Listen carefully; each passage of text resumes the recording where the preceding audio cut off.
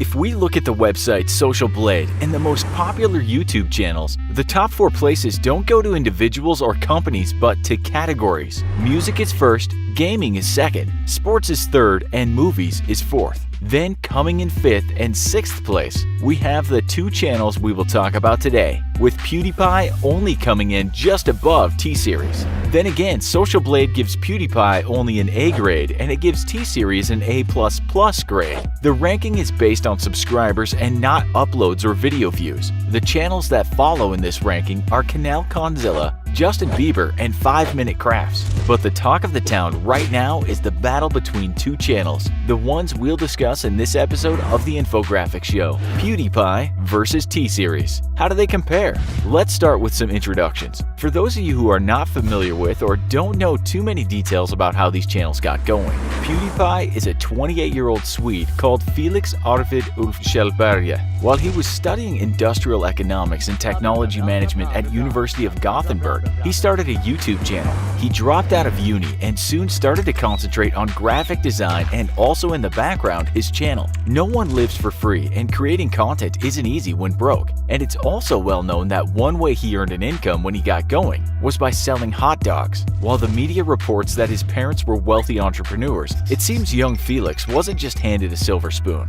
Not only was he selling hot dogs, but he also told the media his boss made him sell almost raw hot dogs as cooking them cost too much money. He said his main love back then was photoshopping girls. He almost landed an apprenticeship working with what he called the best advertising agency in Scandinavia. Maybe it's a good thing he didn't get it. Felix's first channel was actually named Pewdie, and he registered it on December 19, 2006. He forgot his password, and so on April 29, 2010, he started another channel called PewDiePie. We're told that the first video he posted that you can still watch is him playing Minecraft. There's no face cam for this video. It wasn't until February 17, 2011 that he did his first video showing his face. At this point, he had a whopping 2,500 subscribers, and he had uploaded 100 videos. Later in the year, it said he realized that just playing games wasn't going to cut it, and he believed that his personality had to shine through. He was right, of course, and on July 10, 2012, he hit the 1 million subscriber mark. He announced this in one video, seemingly overjoyed, exclaiming, "We freaking did it," while he plays with his pet pug.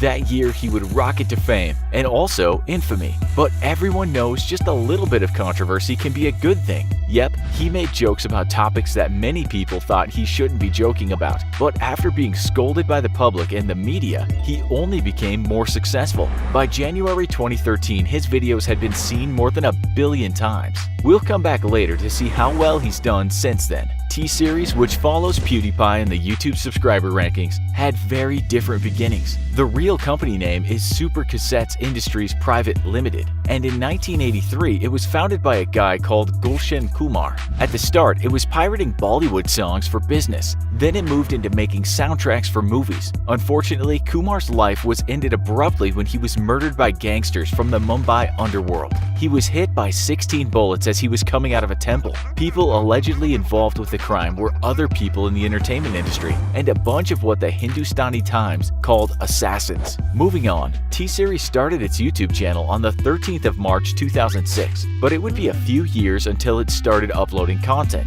The content was mostly music videos and trailers for movies. We should add that T-Series is what is called a multi-channel network, meaning it owns a bunch more channels. How did T-Series get so big so quickly? The answer is quite simple. Its popularity grew in line with India's fast-growing number of internet users. India is the second largest online population in the world, at about 500 million users. Experts say that while this is a huge number, India doesn't have that many YouTube creators. So with little choice, where do many Indians go to watch their content? You guessed it, they go to T-Series. So after giving you these short introductions, you can understand that it would be hard to compare the channels in terms of content. While they both strive to entertain, you could say that they are chalk and cheese artistically. But we can look at their popularity and how that popularity has paid off. As you know, PewDiePie has the most subscribers. The number is just above 67.2 million at time of writing. In a month, you can expect these to be about another 800,000 subs added to that.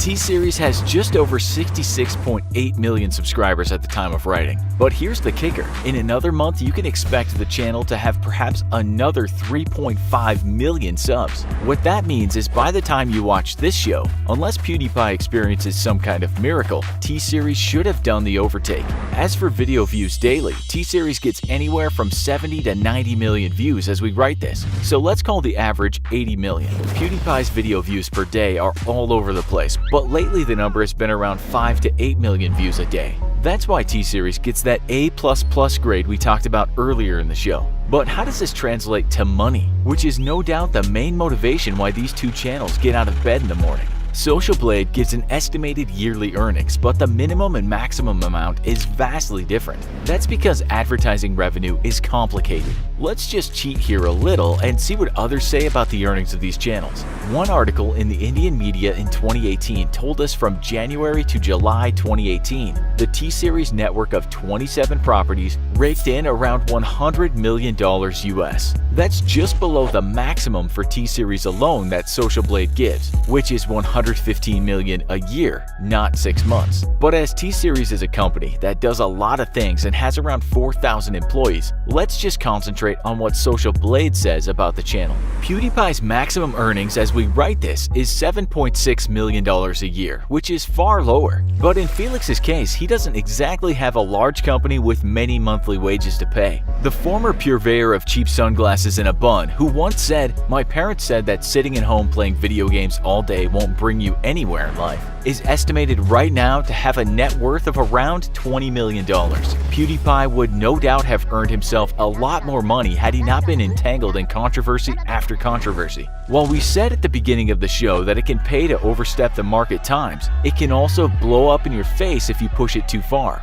We're not going to go into all the controversies Felix has caused, but you probably know he's been criticized for using racial slurs, for having a toxic fan base, and for even promoting alt-right ideologies. In terms of advertising revenue, this can be anathema, and Forbes wrote in 2017 that there is no doubt he would have been much richer had he held his tongue at times. On the other hand, you could argue this irreverence to political correctness has been what charged his campaign. Yes, his channel is wholly disliked by many people not young or born into what's called Generation C. Yes, he is torn to shreds on Twitter and Reddit on a regular basis, but obviously someone likes him. His detractors just seem to be more outspoken than his devotees. His content is also mocked by the mainstream media for being mindless to the extreme, what Wired called aggressive stupidity. But he's doing something right. He did start reviewing books, serious books, so obviously PewDiePie isn't a clown without a brain. He even sold his own book, This Book Loves You, which sold over 112,000 copies. That's not bad, but looking at how many people watch his channel, we can extrapolate that making YouTube videos will give you a better living than writing books as we head into a more digitally connected future.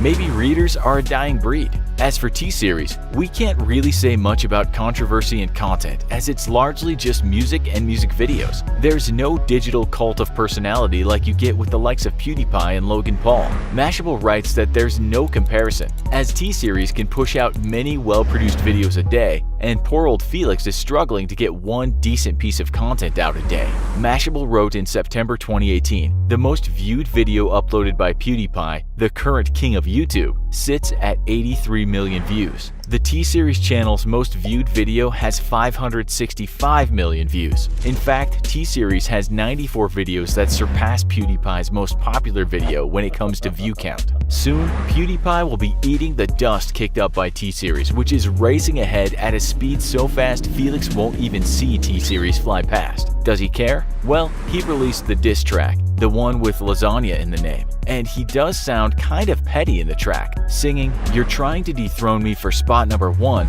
but you're India, you lose, so best thing you haven't won. Maybe it doesn't hurt to get thrown off the top spot." It's no masterpiece, but he makes his point. Saying that, in an interview he talked about him losing his throne. "I don't really care about T-Series," he said. "I genuinely don't. I think that if YouTube does shift in a way that's more corporate, something else will take its place." What do you think? Does he care about losing his spot? What about all the criticism he gets for his content? Does he deserve it? Are you a fan? Are you a fan of T-Series? If so, what's so good about it that gets so much attention? Tell us in the comments. Also, be sure to check out our other video, Average American versus Logan Paul. Thanks for watching, and as always, don't forget to like, share, and subscribe. See you next time.